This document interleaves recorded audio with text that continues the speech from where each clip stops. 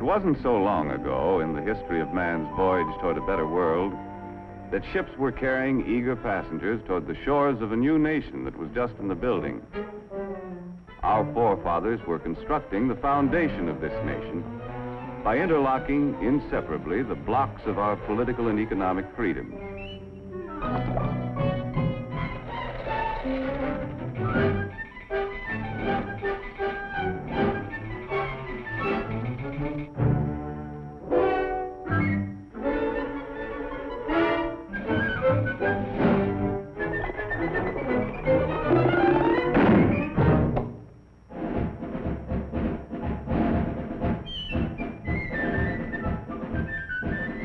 The way of life our forefathers established on this foundation of freedoms drew people from the far corners of the earth. And all those who set foot on these shores had the opportunity to build a better life for themselves. Even young Jonathan, an unskilled lad from across the sea, hoped to find a job where he could progress according to his ability and enterprise.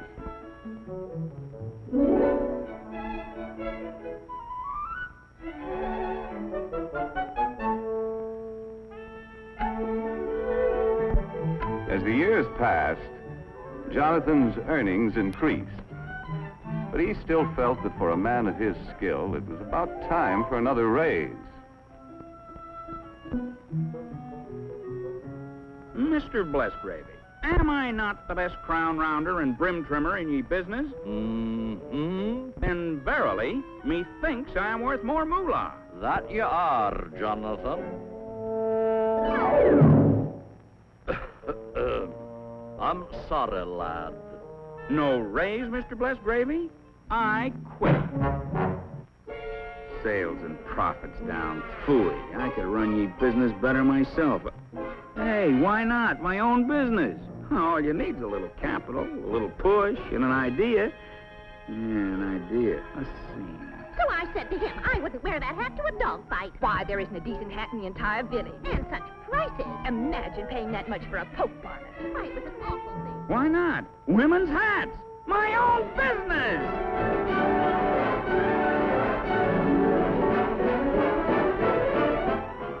Fortunately, Jonathan was thrifty enough to keep a little nest egg for such an emergency. Well, the cost of the building took care of the nest egg. And there was nothing left to pay for the necessary tools and equipment. But happily, Jonathan had a good reputation. And as his idea promised a profit, his friends and neighbors were willing to invest some of their savings in his new business.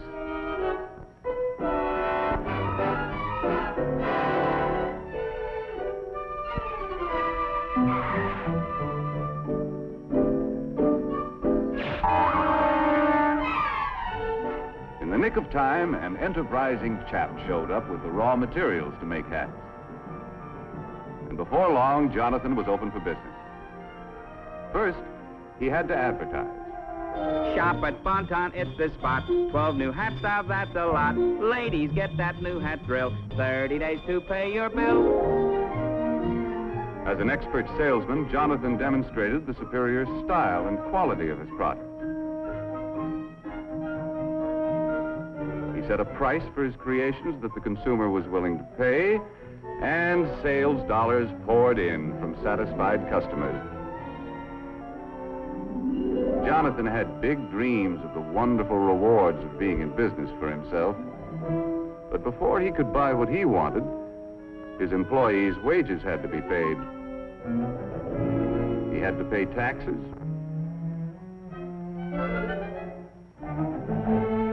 And his friends who helped finance the business had to be paid a return on their investment. When all of his bills were paid, Jonathan had to exchange his big dream for a little dream. Mesdames, mademoiselles, it is the privilege of Alphonse, hat stylist to all the grand heads of Europe, to bring you hats with style so chic, a quality magnifique, and a price, ooh la la, so low. Come one, come all to the grand opening. To meet competition, Jonathan had to plow part of his profits back into the business to develop a better hat. If customers approved the quality, style, and price of Jonathan's new designs, he still could make his dreams come true. With the passing years, this strong foundation of freedoms protected the dignity of the individual and his family, gave everyone the right to worship as he pleased, and promised anyone with ability and enterprise the opportunity to participate in the building of the American way of life as we know it today. A way of life that depends upon millions of thrifty Americans who send a portion of their savings to work in our business system each year. People from all walks of life, workers, farmers, housewives, all of us send our dollars to work in our business system in the hope of earning dividends or interest on our investments.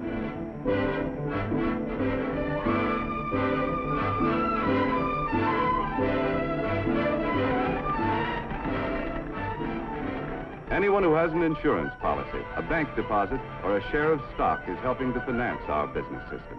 A constant stream of savings dollars must flow into big and small business each year. These dollars help to buy the land, the buildings, the tools and equipment, and create new job opportunities for our expanding population. The goods we produce are distributed to main streets all over the country. While the Main Street of today doesn't look much like the Main Street of Jonathan's time, the principles of our business system remain the same, for businessmen still compete with one another for the consumer's supply of spendable dollars. And Mrs. Consumer is still mighty critical of everything she buys. Uh-oh, competition.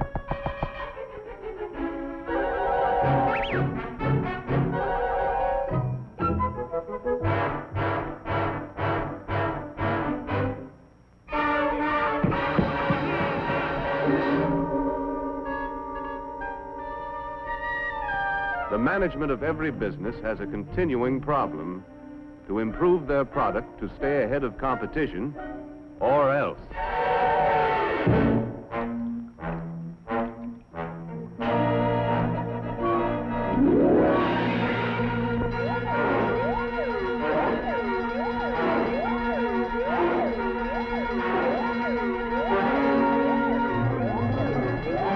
Okay, men, this is it. Quick Chill's got the ball. We've got to get it back. Give them that new product play. More style, better quality, new features, and at the right price. Hit the line, men. Let's go.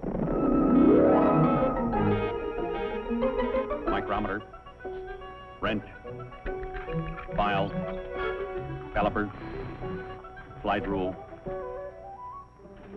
In addition to creating a better product, management develops new tools and more efficient methods to help workers turn out more boxes to sell at a price Mrs. Consumer will pay.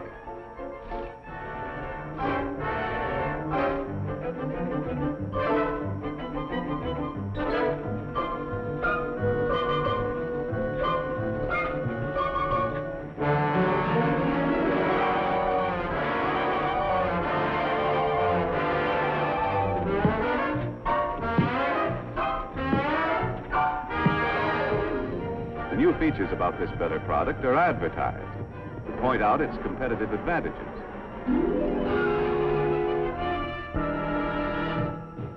The Auto Magic Permafreeze, with plenty of room for groceries galore. The Auto Magic Permafreeze, with the super duper store-o-matic door. Just press the button for your ice, a feature that is new, and extra space all over the place for other items too. In the Auto Magic Permafreeze, so see your dealer right away. Get a Permafreeze today. Ah, yes, dear lady. Permafreeze is your kind of refrigerator. High quality at a low price. Sales dollars from satisfied customers once again flow back to Permafreeze. A successful business must have enough sales dollars coming in to enable management to pay the expenses of doing business, such as salaries and wages, materials and supplies, research and product development, plant maintenance and repair.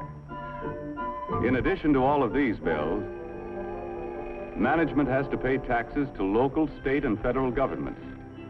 Any money that's left over is known as profit. Wise management plows part of it back into the business. The remainder of the profit is paid out as dividends.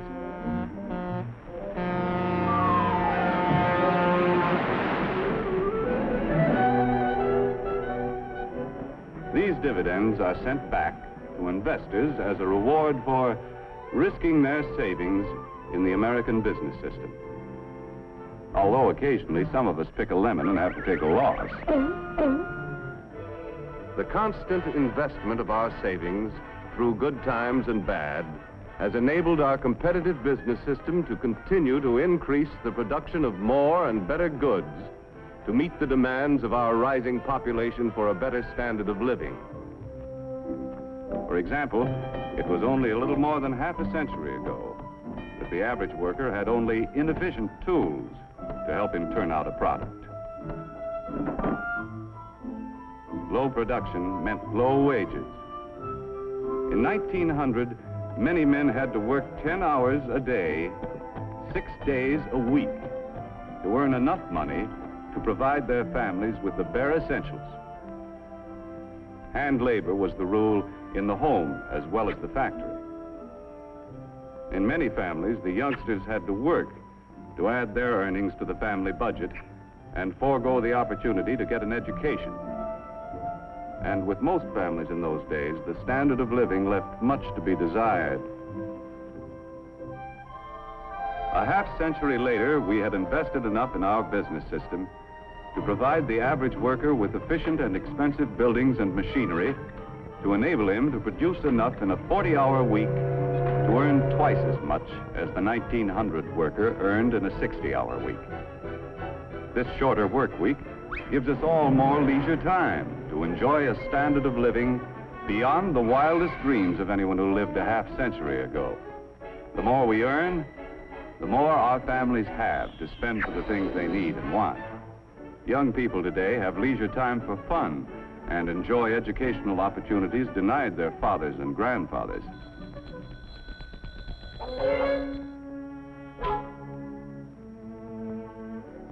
And fortunately, we have been able to raise our standard of living without sacrificing the spiritual side of life, which means so much to the American family.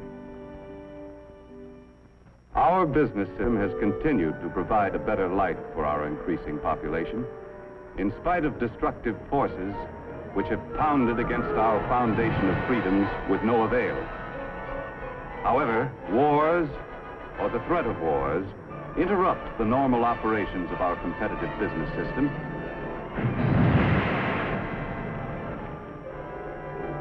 and may result in government controls which crack essential blocks in our foundation of freedoms. In World War II, wages were controlled. Many workers were frozen to their jobs. Farm prices were controlled, and profits of business were limited. Raw materials were allocated between essential and non-essential business.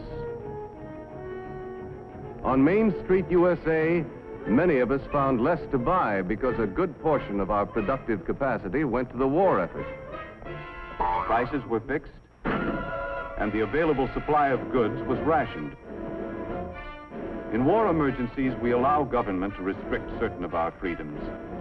But we Americans have learned to remove government controls as quickly as possible and to repair the blocks in the foundation of our freedoms to allow our business system to resume its normal operations. While we invest part of our savings to help finance the world's most efficient business system, at the same time we pay taxes to government to finance many kinds of services which also contribute to our way of life. For example, our taxes must provide the necessary funds to improve and expand our school system. Our taxes must be sufficient to pay for city streets, health, fire, and police protection, and, of course, aid to the needy.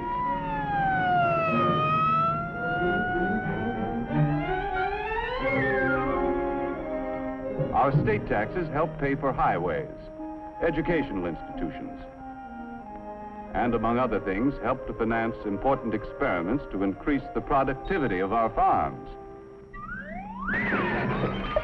Our federal taxes pay for irrigation and reclamation projects, for national parks, postal services, the Weather Bureau, and many other services. Our taxes have to pay for the enormous cost of past wars and provide the funds for a defense program which will ensure the safety of our country. In addition, all of us should be willing to pay whatever taxes are necessary to enable efficient government to improve or expand any essential service.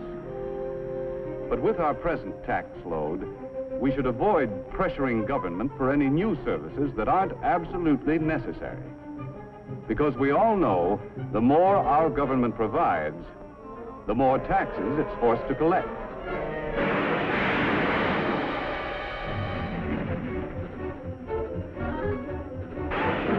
None of us can escape. Big business, small business,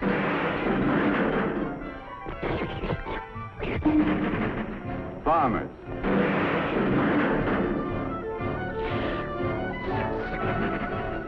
workers,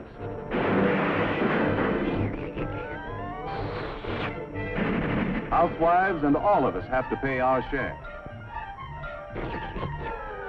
Demanding more and more from government could create a tax burden heavy enough to crack essential blocks in the foundation of our business system. Therefore, we shouldn't let our taxes reach a point where they destroy our ability to save and invest. For, as we have seen, our rising standard of living depends upon a constant flow of savings dollars into our business system each year.